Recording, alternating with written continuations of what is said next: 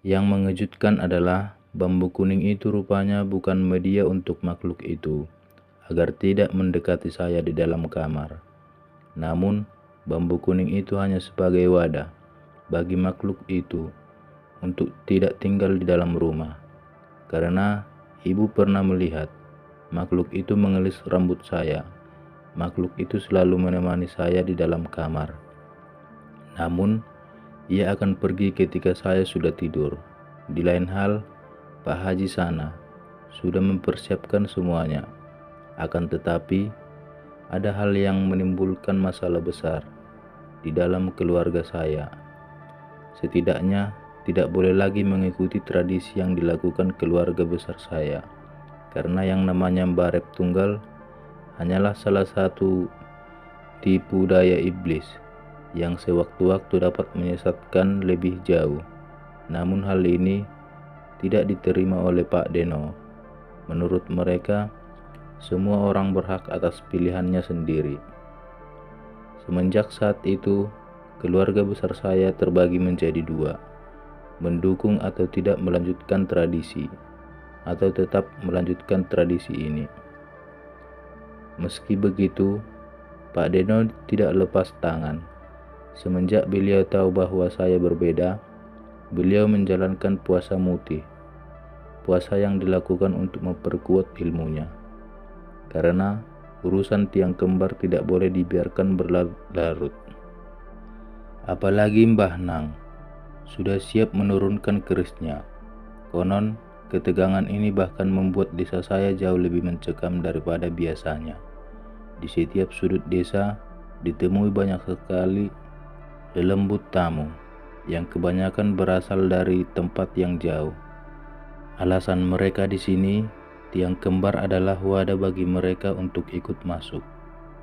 Mas Akyat bercerita, bila semenjak kejadian itu, saya dititipkan dan tinggal bersama Pak Haji sana selama 1 minggu. Dan beliau menceritakan asal-usul tiang kembar yang rupanya memiliki hubungan dengan ibu. Hal ini juga diketahui oleh Pak Deno. Ibu adalah anak kedua dari 3 bersaudara. Rupanya sejak kecil ibu itu anaknya memang sedikit nakal dan susah diatur. Namun hal yang gak diketahui adalah ibu itu kesayangan Mbah Buyut. Mbah Buyut ini bisa dibilang berilmu tinggi dan memiliki perwenangan yang banyak sekali untuk menjaga rumah, karena Mbah Buyut adalah salah satu orang yang berada waktu itu. Ibu pernah bercerita suatu waktu di mana rumah Mbak Buyut dimasuki oleh maling. Belum masuk rumah dan hanya berniat untuk maling, namun si maling sudah ditangkap oleh makhluk yang besar, setinggi pohon rambutan. Untung saja maling itu paham akan yang namanya perewangan. Jadi beliau berteriak, "Permisi," dan dijawab oleh Mbah Buyut dari dalam rumah. Ketika dijawab Mbah Buyut, maka otomatis parewangannya melepaskan maling itu dan kemudian pergi menjauh. Mbah Buyut baru sadar bila apa yang baru saja dia lakukan adalah melepaskan orang yang berniat maling. Di sini Mbah Buyut rupanya ngasih ibu semacam penjaga yang berwujud wanita mengenakan kebaya. Ibu dulu memanggilnya dengan kembang turi karena kebayanya berwarna merah, menyerupai kembang turi. Berbeda dengan Mbah Buyut, Simbah yang merupakan ibu kandungnya ibu adalah muslim yang taat. Beliau menjauhi nilai kejawen dan mengajarkan anak-anaknya untuk tidak percaya hal itu. Semua anaknya menurut, kecuali ibu. Di sini, ibu dilatih oleh seorang guru spiritual. Salah satunya adalah puasa malam. Dulu, puasa ini nggak bisa sembarangan dilakukan dan tingkat kesulitannya jauh di luar akal. Bahkan, sebegitu sulitnya puasa ini bisa menyebabkan seseorang manusia menjadi gila. Ibu memang bandel. Sedari kecil, beliau nekat melakukan puasa itu. Puasa itu hanya dilakukan selama 3 hari, dengan hanya meminum air putih setiap 12 jam. Dan tidak boleh tidur bila belum melewati jam 3 dini hari. Namun, ibu hanya bisa berpuasa selama 2 hari. Karena pada hari yang kedua, beliau didatangi 2 jin wanita yang berwajah kembar. 2 jin wanita kembar ini menawarkan kesepakatan bahwa ibu bisa mendapatkan apapun yang dia inginkan, hanya dengan syarat dia diperbolehkan tinggal dan mengikuti ibu. Perawengan ibu tidak suka dengan ini, sehingga terjadi benturan yang membuat ibu jatuh sakit. Di sini, Simbah tahu bahwa ibu rupanya melakukan hal-hal semacam ini, sehingga akhirnya ibu mendapatkan ruqyah dan ditemukan puluhan susuk dalam wajah ibu.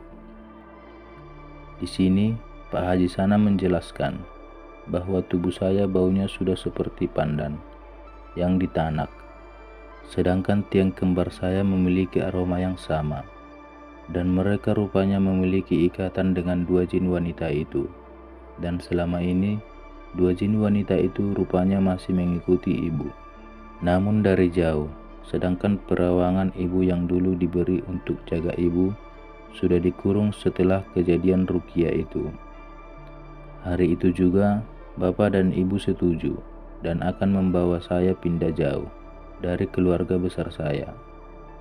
Setiap malam sebelum tidur, ibu selalu membacakan ayat-ayat suci untuk saya, sesuai perintah Pak Haji Sana, selama sebulan penuh bergantian sama bapak.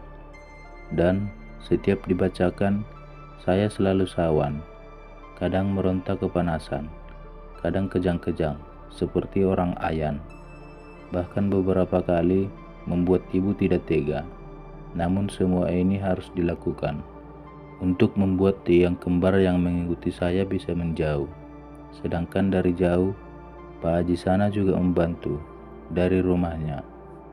Puncaknya, ketika saya menjerit, bahkan Mbah Nang dan Mbah Dok sampai ikut menemani di dalam kamar. Karena katanya, rumah saya sudah dipenuhi oleh lembut. Di usia yang masih kecil itu, saya dibawa ke Banyuwangi dengan Pak Haji Sana dan Pak Deno. Sesampai di sana, saya setiap harinya dijaga dari dalam kamar kecil, agar tiang kembar ini tidak mengikuti saya lagi. Satu-satunya cara adalah membuat bau pandan yang ada di dalam tubuh saya bisa dibuat kabur dengan cara menutup paksa mata batin saya yang katanya semakin sensitif. Namun efeknya saya bakal gampang sakit. Namun itu untuk beberapa bulan saja. Dan Pak Haji Sana juga mengatakan bahwa sewaktu-waktu lokasi saya bisa saja ditemukan lagi, dan bila itu terjadi, maka saya harus dibawa lagi kembali ke sini. Pak Deno sebenarnya punya alternatif lain. Dia kenal dengan seorang wanita tua yang bisa membantu saya untuk mengaburkan bebauan yang ada di aroma badan saya. Namun ditolak oleh bapak karena melibatkan banyak jin, dan bapak juga sudah tidak percaya dengan Pak Deno. Meski begitu, kelak saya akan dipertemukan dengan wanita tua ini. Kejadian ini berlanjut ketika saya berurusan dengan makhluk penghuni pabrik tua. Hal yang dianggap oleh Pak Deno sudah berakhir dengan keluarnya makhluk itu dari tubuh saya. Rupanya mendatangkan 2 jin kembar yang sempat dulu datang ke ibu. Kali ini dia menampakkan wujudnya. Yang gak bisa saya lupakan dari wujudnya adalah senyumnya. Bibir mereka miring dengan mata tertutup, rambut gimbal, dan cara melihat saya dengan menekuk kepalanya ke samping. Setiap mereka mendekat, nyaris menyerupai seseorang yang tengah berjalan pincang, tergedek-gedek. Setiap malam, satu dari mereka akan duduk di atas lemari, yang satunya menatap saya dari ujung kamar. Saya hanya bisa melihat mereka tanpa dapat bicara dengan mereka. Namun anehnya, saya nggak merasa takut sedikit pun. Sebaliknya, nyaris saya selalu ngelihatin mereka. Tapi setiap kali saya ingat peristiwa ini, amit-amit, saya nggak mau lagi lihat makhluk seperti itu. Terlebih ketika saya tidur, mereka akan menatap wajah saya dari dekat, dengan bibir miri yang terkadang menampakkan gigi ompong. Selama itu juga saya tidak tahu, ternyata peristiwa ini lebih serius daripada yang saya duga. Mata batin saya yang sempat ditutup oleh Pak Haji sana, ternyata sudah dibuka oleh mereka, sehingga jauh lebih sensitif.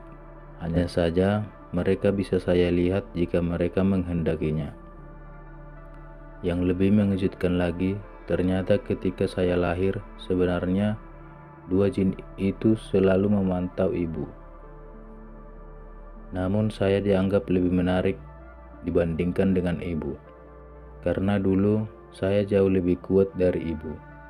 Ada satu hal yang seharusnya saya jelasin tentang ibu, yaitu soal hasil belajar kebatinan dan puasa yang seharusnya dilakukan 3 hari. Memberi ibu sebuah kelebihan yang bisa dibilang membuat ibu sendiri ketakutan. Karena tidak hanya terjadi sekali atau 2 kali, namun berpuluh-puluh kali. Bila Mas Didik diberi kemampuan ketika dia sakit hati, orang yang menyakitinya akan jatuh sakit. Ibu memiliki hal yang menakutkan bagi dirinya, bahkan orang terdekatnya, yaitu praduga buruk. Setiap kali ibu merasakan firasat buruk terhadap orang lain atau siapapun, maka firasat itu selalu saja menjadi kenyataan. Anehnya, firasat itu tidak muncul sesuai kehendak, namun muncul secara tiba-tiba. Sebagai contoh, ibu pernah menasihati tetangga untuk menghindari jalan, namun tetangga saya malah tetap lewat jalan itu. Sebelumnya, ibu tiba-tiba merasakan firasat bahwa tetangga saya berlumuran darah, dan kemudian kami mendapatkan kabar bahwa tetangga saya terlindas oleh truk. Dan tidak hanya itu, masih banyak peristiwa yang gak bisa dijelasin oleh akal sehat. Karena itu, ketika ibu mendapatkan firasat buruk yang berhubungan dengan saya, ibu selalu mewanti-wanti agar saya nurut apa kata dia. Namun yang lebih penting, 2 jin kembar itu mengikuti saya karena saya jauh lebih kuat lagi. Untungnya, Pak Deno akhirnya tahu ketika tiba-tiba beliau masuk di dalam kamar saya, melihat 2 jin itu seperti menunggunya. Dulu, Pak Deno mendapatkan bisikan goib bahwa tiang kembar saya sedang berusaha mencari jalan pulang. Malam itu keluarga besar kami sepakat untuk pergi ke rumah tempat kampung halaman Mbah Nang. Kabarnya di sana saya bakal dipadus kembang atau mandi kembang 7 rupa. Namun firasat saya tidak enak, dan ternyata tempat itu bisa dikatakan penuh dihuni lelembut dengan bentuk dan rupa yang tidak dapat saya jelasin di sini. Saya baru tahu kalau rumah itu dulunya dihuni oleh Mbah waktu kecil. Mbah sendiri rupanya adalah anak kedua, dan selama ini saya tidak pernah kenal dengan saudara si Mbah. Namun malam itu saya tahu bila saudara Mbah Nang rupanya adalah seorang wanita tua. Namun sayangnya beliau memiliki masalah dengan kejiwaan. Sejujurnya saya tidak terlalu dekat dengan Mbah Nang, karena di antara cucu-cucunya saya jarang sekali mengobrol. Namun malam ini Mbah Nang menceritakan semuanya. Rupanya kejadian ini pernah terjadi sebelumnya, di mana satu generasi pernah lahir 2 mbarep tunggal. Namun sayangnya, satu di antara mereka harus kehilangan akal sehatnya karena tidak sanggup menahan beban yang ada di pundaknya. Di sini Mbah Nang takut hal itu akan terulang kembali. Sejujurnya, Bapak masih menolak, terlebih ketika Pak Deno memberitahu bahwa saya dalam bahaya yang sangat besar. Bila berurusan dengan penghuni pabrik saja sudah mendapatkan masalah sebesar itu, apalagi bila berhadapan dengan tiang kembarnya. Bila tidak gila, maka saya akan pasti mati. Bahkan Pak Deno mengatakan, perbandingan menghadapi tiang kembar seperti membandingkan ujung kelingking dengan segumpal daging. Namun, alasan sebenarnya saya dibawa ke sini karena bebauan di sekitar sini dapat menyamarkan bau pandan di badan saya, yang katanya Pak Deno ibarat pandan yang sudah direbus. Sementara Pak Lek yang lain pergi menyusul wanita yang pernah menyelamatkan saya. Namun sayangnya, wanita tua itu sudah meninggal tepat setelah kunjungan terakhir saya. Meninggalnya sendiri murni karena usia. Dan mendengar itu, Pak Deno akhirnya mencoba dengan cara sendiri. Saya diminta untuk hanya berdiam diri di kamar, di mana samping kiri kanan hanya ada bambu. Namun yang saya ingat adalah di kamar itu bebauan kemenyan sangat menyengat. Dan tepat di malam berikutnya, Pak Deno membawa masuk seseorang wanita tua. Beliau adalah Mbak Yu dari Simba. Begitu melihat saya, yang saya ingat dia hanya diam, matanya kosong, lalu duduk tepat di depan saya, yang merinding melihat tingkah lakunya. Pak Deno mengatakan bahwa seharusnya ada yang dilakukan sebelum saya benar-benar siap buat menutup semua ini. Di lain hal, Pak Haji Sana yang sebelumnya dicari ibu, rupanya sudah pindah rumah. Padahal beliau adalah wali saya. Sontak malam itu, saya cuma mendengar Mbah Yu menangis dan tertawa di dalam kamar, berdua dengan saya. Namun firasat saya bahwa di dalam kamar itu saya tidak sendirian, melainkan dua jin kembar itu juga ada di sana. Namun bukan itu yang bikin saya merinding, melainkan pada jam-jam tertentu Mbah Yu nyinden dengan bahasa Jawa yang tidak bisa saya pahami. Namun suaranya halus dan melengking. Anehnya, dari luar kamar seolah ada pengiring kerawitan yang membuat saya seolah-olah tahu bahwa mereka bukan manusia. Saya belum pernah mendengar seorang bersair diiringi alunan musik yang begitu kental dengan nuansa mistis, karena satu yang saya ingat adalah dada saya berdetak lebih cepat, bulu kuduk saya berdiri, karena Mbah Yu tiba-tiba menyerangai dan tetap bersair dengan suaranya yang melengking. "Dia bukan Mbah Yu," kata saya. Dan dengan mata kepala saya sendiri, saya semakin takut saat dia menari layaknya penari jaipong di depan saya, berlenggak-lenggok di dalam kamar yang sempit itu. Sementara saya yang mulai menangis, Mbah Yu seperti menikmati suasana itu. Terkadang ia tertawa begitu keras, namun terkadang juga suaranya saru, layaknya ia baru saja menangis. Namun matanya masih awas, melihat di mana saya duduk, di atas kasur. Sementara musik gamelan mulai mengalun lembut, dan Mbah Yu mendekat, dan semakin dekat. Lalu saya bisa melihat dengan jelas gurat wajah tua yang sebelumnya saya lihat sangat berbeda. Kali ini di dalam kegelapan, disertai sedikit cahaya yang muncul dari langit-langit kamar. Wajah itu sebegitu dekat dengan wajah saya yang tercekat, tersenyum memandang saya, yang saat itu baru sadar dua jin kembar itu sudah masuk ke dalam tubuh Mbah Yu.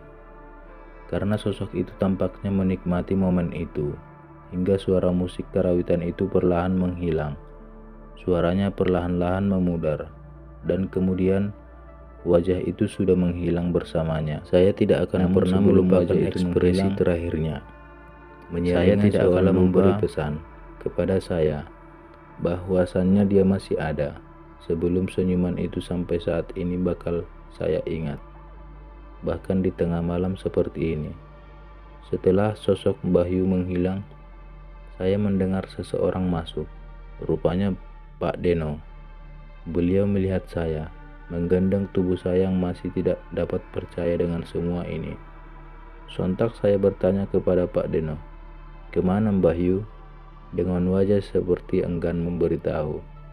Pak Deno hanya mengatakan, Sudah, lupakan semua ini ya." Di dalam kamar, masih di dalam rumah Pedepo itu, saya melihat ke kanan kiri, berusaha mencari di mana sumber suara gamelan dan musik itu yang tadi mengalun-alun. Namun, saya tidak melihat apapun, seolah suara itu muncul begitu saja, entah dari mana. Saya diminta melepaskan baju, hanya dengan celana pendek, di saat malam yang masih menyelimuti langit. Pak Deno menyentuh kepala saya, sembari entah membaca apa. Sementara di sekitar, Bu D, Bu Le, bahkan Mbah Nang mengelilingi saya, seolah-olah saya adalah tontonan yang menarik. Berkali-kali tubuh dan kepala saya diguyur dengan air kembang, membuat saya menggigil kedinginan. Sampai tiba-tiba yang saya ingat waktu itu, kesadaran saya seolah dibagi menjadi beberapa bagian, karena semua orang yang di sana mendadak berubah, dan saya dikelilingi makhluk lain. Pendopo yang seharusnya dikelilingi keluarga besar saya, tiba-tiba menjadi sarang makhluk lelembut. Dan tepat jauh di depan saya, ada seseorang yang tengah duduk di sebuah kursi tua. Beliau memiliki rupa seperti Mbah Yu. Di sanalah saya diminta mendekat, maka meskipun enggan, tubuh saya seolah-olah bergerak dengan sendirinya, mendekati sosok itu. "Nak, yang sabar. Aku juga pernah mengalami apa yang kamu rasakan. Gak usah khawatir dan takut." "Mbah, kenapa hidup saya seperti ini?" Mbah Yu hanya melihat saya dengan tatapan sedih. Dan saya masih ingat melihat Mbah Yu di sana, itu seperti diratukan oleh kaum mereka. Walaupun saya masih nggak yakin, itu kakak simbah yang sebelumnya. "Kamu tahu siapa Mbarep Tunggal di keluarga saat ini?" "Mas Didik," kata saya ragu. "Bukan," kata beliau, "itu kamu." Saya diam sembari mendengar penjelasan beliau. "Tapi," katanya, "Mbarep Tunggal itu seharusnya kamu. Bebannya sangat berat. Kamu tidak usah memaksa kalau tidak kuat menanggungnya. Didik lahir bukan sebagai Mbarep Tunggal, tapi pendampingmu." Saya masih bingung mencerna kalimatnya. Lama saya berpikir dan akhirnya beliau mengatakan lagi, "Coba ingat-ingat, siapa yang tahu sesiapa yang seharusnya Mbarep Tunggal?" "Mbarep Tunggal yang lain," kataku. "Pinter," katanya. "Tapi Pak Deno," kata saya, mencoba menyanggah dengan senyuman yang menenangkan. Saya mendengar hal yang mengejutkan. "Seharusnya Mbarep Tunggal itu berhenti di saya, Nak. Tapi emang dasar Mbah Nang malah melanjutkan tradisi yang syirik. Padahal ini sudah harus berakhir." "Mbah Nang juga alang-alang, Mbah." Mbak Yu mengangguk. Di sini saya akhirnya paham sesuatu yang berhubungan satu sama lain. "Pak Deno, apakah?" Mbah Yu langsung mengangguk. Pak Deno juga alang-alang saja. Memang bedanya hanya setipis rambut. Tapi bila tradisi ini terus dilanjutkan, tidak akan bisa selesai. Lalu siapa yang satu generasi dengan Pak Deno, yang seharusnya Mbarep Tunggal? "Bapakmu," katanya lagi. Kejadian ini seperti mimpi. Terakhir, saya bercakap sama beliau yang mengaku sebagai Mbak Yu.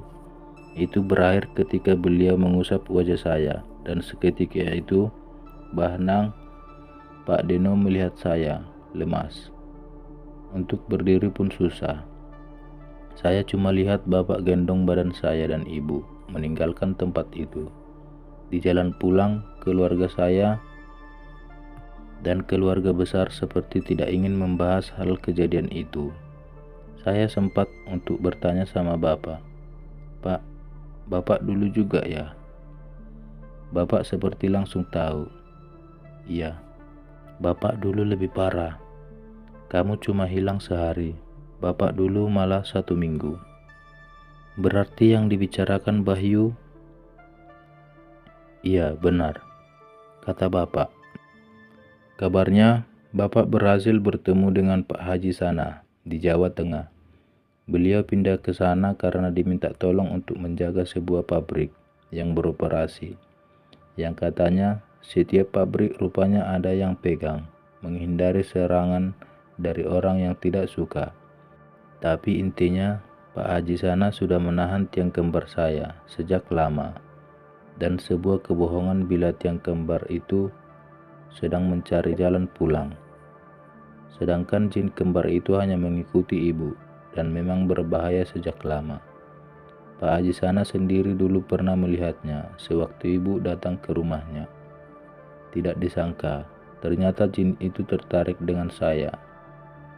Itulah alasan Pak Deno begitu protektif, mengira bahwa jin itu akan menjadi jalan bagi tiang kembar saya untuk menemukan jalan pulang. Namun, kejadian itu mempercepat saya untuk pindah ke rumah baru. Bapak dapat pekerjaan baru, dan kami meninggalkan tradisi itu. Meski begitu, hubungan baik keluarga saya dengan keluarga besar tetap berjalan baik. Setengah dari keluarga besar saya juga sudah meninggalkan tradisi itu. Sekarang, setelah Mbah Nang dan Pak Deno sudah meninggal, tradisi ini diteruskan oleh Mas Didik. Terakhir kali saya ketemu, mereka masih melakukan tradisi itu, meski sudah jarang dan tidak seintens dulu. Sekian. Oke, itulah tadi cerita tentang Barep Tunggal, yang di dalam suku Jawa itu adalah anak tunggal dan satu-satunya yang bisa mewarisi sebuah kekuatan atau pengetahuan yang tidak sembarang orang bisa menerimanya dengan mudah. Oke, sekianlah dulu kawan-kawan cerita ini saya sampaikan. Dan pesan yang bisa kita ambil dari sini adalah untuk kehidupan zaman sekarang, agar kita menghindari tradisi-tradisi yang membuat kita rumit dan sulit. Dan untuk sekarang ini, kita lebih baik memperkuat iman kita dengan ibadah, agar kelak bencana-bencana atau kejadian-kejadian yang tidak kita inginkan atau malah malapetaka untuk keluarga kita. Makanya kita harus menjauhi apa yang namanya mistis-mistis ya kawan-kawannya. Lebih baik kita mencari uang saja dengan cara yang halal. Ya, sekian dulu dari saya membawakan cerita ini kawan-kawan. Semoga kawan semua terhibur, dan maaf jika saya memiliki banyak sekali kekurangan dalam menyampaikan cerita ini. Salam pamit dari saya, salam pamit undur diri. Terima kasih.